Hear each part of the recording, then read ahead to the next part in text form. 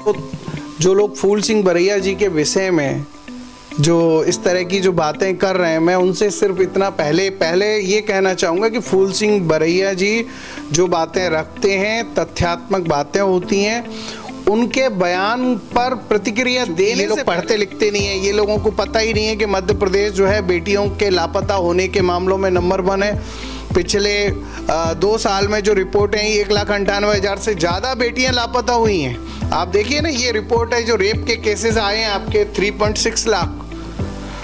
पिछले 10 साल में इतने सारे रेप केसेस होते हैं, इस पर कोई बात नहीं। बाबा आजकल पूरे देश में कई सारे बाबाओं के जिस तरह के स्टेटमेंट आ रहे हैं निंदाओं और बेटियों को लेकर, जो आपत्तिजनक बातें वो लोग कर रहे हैं, वो घोर पंडित विष्णुकांत शर्मा है जो बड़ी मुहिम चला रहे हैं बच्चियों को बचाने के लिए। इनकी विशेष पहचान है मध्य प्रदेश में खास तौर पर। इस समय कांग्रेस के विधायक फूल सिंह बरैया का एक विवादित बयान आता है, उसको लेकर हो हल्ला मचा हुआ है और खासकर से भाजपा ने एक अभियान चला दिया है उनके खिलाफ, पुतले जलाने का, और उनके खिलाफ तमाम आंदोलन शुरू कर दिए हैं। खैर, विष्णुकांत शर्मा हमारे साथ में है। पहले तो ये देखेंगे कि इनका जो लिबास है एक नए बिल्कुल रूप में है, तो पहले शुरुआत यहीं से करें कि लिबास पे चर्चा कर लें। आपका जैसा मर्जी है, लेकिन मैं शुरुआत करूंगा जय जय संविधान से, क्योंकि मैं इस बात को इस वजह से बोल रहा हूं कि हमारे देश का जो संविधान है वो उसका पद सबसे ऊंचा है, सर्वोपरि है, और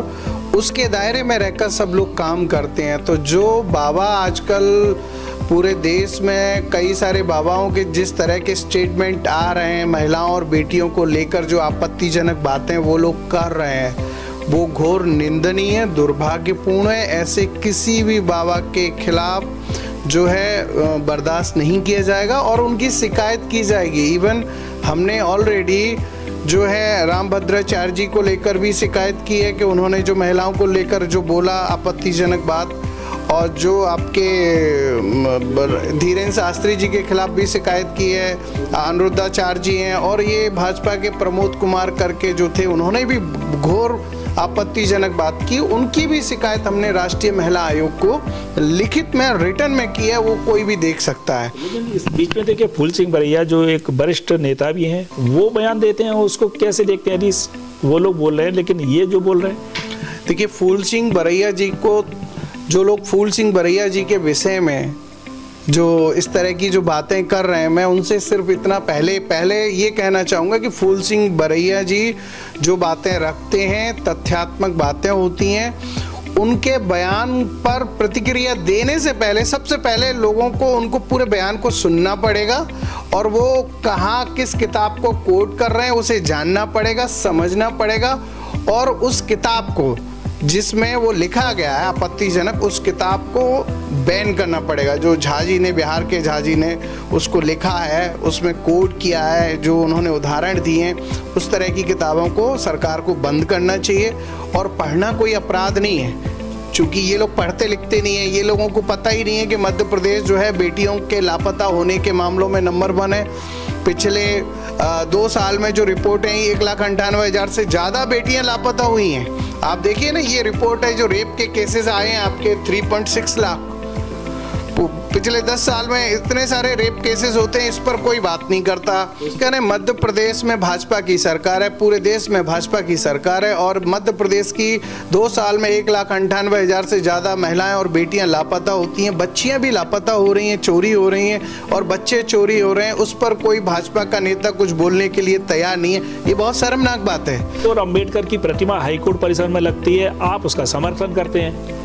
देखिए, बाबा साहब की प्रतिमा ग्वालियर हाई कोर्ट में जो लग रही थी वो विधिवत लग रही थी। उसके लिए चीफ जस्टिस ऑफ एमपी जी के निर्देशन में लेटर जारी हुआ है, 3-3, 4-4 पत्र जारी हुए हैं। उसके बाद स्ट्रक्चर बनता है स्टैचू लगाने के लिए, और उसको अनावश्यक रूप से एक आदमी जो भेदभाव से ग्रसित है, जो नफरत करता है, वो आके उसका विरोध करता है, वो प्रतिमा लग नहीं पाती। ये कितना दुर्भाग्यपूर्ण बात है कि संविधान निर्माता की प्रतिमा को इस तरह से यहाँ पर जो है रोका गया, लगने नहीं दिया विधिवत होने के बाद भी। तो ये सब तो एडवोकेट हैं, उनकी पूरा परिवार देखें तो अच्छा एजुकेटेड है, एडवोकेट अनिल मिश्रा, तो उनको इस प्रकार से आप सीधा आरोप जड़ रहे हैं कि उन्होंने ऐसा किया? हाँ बिल्कुल, मेरे पास तो एविडेंस है कि अनिल मिश्रा जो हैं उन्होंने किस तरह से बाबा साहब का अपमान किया, किस तरह की बातें की एक महापुरुष के विषय में, और ये सत्ता के संरक्षण के बिना संभव नहीं है। कोई महापुरुषों के विषय में, वो संविधान निर्माता के विषय में, डॉक्टर भीमराव अंबेडकर के विषय में कोई गलत सलत बातें करे, किसी की मजाल है क्या, किसी की औकात है क्या? ये बहुत सोचने वाली बात है। तो दो विचारधाराओं की लड़ाई को आप कहाँ तक उचित मानते हैं? देखिए, ये जो विचारधारा है ना, जब पाखंड बीच में आ जाता है तब झगड़ा शुरू होता है, जब झूठ बीच में आ जाता है तब झगड़ा शुरू होता है। अगर हम सब लोग संविधान को स्वीकार करें, सत्य को स्वीकार करें, तो ये झगड़ा अपने आप खत्म हो जाएगा। ये लड़ाई जो है झूठ और सत्य की लड़ाई है, संविधान और पाखंडवाद के जो खिलाफ जो लड़ाई है वो लड़ाई है ये।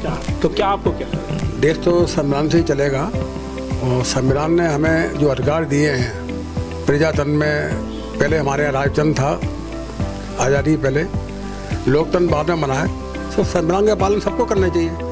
संविधान का पालन सबको करना चाहिए। आप युवा हैं, जो हालात हैं, कोई भी कुछ भी बोले चला जा रहा है, आप युवा हैं, तो ऐसे लगता है कि देश में कहीं ना कहीं कुछ गड़बड़ चल रही है, इसके लिए जिम्मेदार कौन है? बिल्कुल, इसमें तो कोई दोहराई नहीं है कि देश में गड़बड़ नहीं चल रही है, देश में तो गड़बड़ है ही। और इस सब बातों के लिए जो हम वर्तमान प्रदेश लेवल पर सरकार, देश लेवल पर जो सरकार होती हैं, उनकी जिम्मेदारी बनती है कि ये हो क्या रहा है। खासकर हम जिस सही से अभी बात कर रहे हैं, महिलाओं के बारे में बात कर रहे हैं, तो जब देश में 13,13,078 महिलाएं 2 साल में गायब होती हैं, फिलहाल मध्य प्रदेश के अंदर 1,98,000 महिलाएं गायब होती हैं, तो इसकी जिम्मेदार कौन है? प्रदेश में अगर बात करूं मैं, मध्य प्रदेश के अंदर तो पिछले 25 साल होने जा रहे हैं, धीरे धीरे भाजपा की सरकार है ना। देश में भी पिछले 12-13 साल से भाजपा की सरकार है, तो इसके लिए कौन दोषी है? जो भाजपा है, वही सरकार, जो वर्तमान सरकार है, वो इसके लिए जिम्मेदार है। कि भाजपा की सरकार इसके लिए जिम्मेदार है। फूल सिंह बरैया जी ने उस प्रदर्शनी, गांधी अंबेडकर प्रदर्शनी की ओपनिंग की थी, और उस प्रदर्शनी में जब उन्होंने देखा कि बेटियों पर इतना अत्याचार अन्याय हो रहा है, तो बड़े वो दुखी हुए, और उन्होंने मुझसे कहा कि विष्णु, मैं जो है विधानसभा में ये सारे प्रश्न उठाऊंगा और मुख्यमंत्री जी से भी बात करूंगा, पत्र लिखूंगा इस संबंध में कि बेटियां जिस तरह से लापता हो रही हैं या उनके ऊपर अत्याचार अन्याय जो हो रहे हैं उसको लेकर सरकार कुछ करे। लेकिन क्या हुआ, एक बहुजन समाज का नेता अगर बेटियों की रक्षा की बात करता है, अगर वो बेटियों की रक्षा की प्रदर्शनी की ओपनिंग करता है, अगर वो संविधान की प्रदर्शनी की ओपनिंग करता है, उसका परिणाम क्या आता है? देखिए, फूल सिंह बरैया जी ने उस प्रदर्शनी की ओपनिंग की और पाखंडवादियों ने जो है उस प्रदर्शनी को फड़वा दिया रातों रात। 31 तारीख की नाइट में प्रदर्शनी को फड़वा दिया। हमारे देश के लोगों से कोई खुद के ही लोग नफरत कर रहे हैं, और कोई कहे कि मैं सनातनी हूँ, वो झूठ बोल रहा है, वो पाखंडवादी है। जो अपने ही देश के लोगों से नफरत करता है, भेदभाव करता है, वो कहे कि मैं धार्मिक हूँ, वो धार्मिक हो ही नहीं सकता, वो पाखंडवादी है। तो पाखंडवादी जो है किसी भी जाति धर्म का हो सकता है। धर्म पाखंडवाद को लेकर बहुत विवाद छिड़ा हुआ है, तर्क चल रहे हैं, तर्क खूब हो रहे हैं, और ऐसे में पंडित विष्णुकांत शर्मा ने लगातार जो बातें कही हैं, ये बातें उनके आंदोलन का रूप कितना लेती हैं, कहाँ तक पहुँचती हैं, ये आने वाले समय में तय होगा। लेकिन कहीं ना कहीं इस प्रकार के जो हालात हैं, वो हालात ज़्यादा ना बिगड़ें, इसके लिए जितने भी प्रबुद्ध वर्ग हैं, सत्ताओं को छोड़ के, दलगत की राजनीति की छोड़ के, कहीं ना कहीं इस देश के लिए, विकास के लिए सबको आगे आना होगा। मैं हरीश चंद्र कुशवाहा और आप देख रहे हैं बिल्लू हादसा न्यूज। हम इस प्रकार के माहौल में जीना पसंद नहीं करेंगे जहां आपसी द्वेष पैदा किया जाए और घृणा पैदा की जाए, नफरत पैदा की जाए। ये देश हमारा है, ये देश आपका है, इसे बचाए रखना, बनाए रखना हम सबकी जिम्मेदारी है।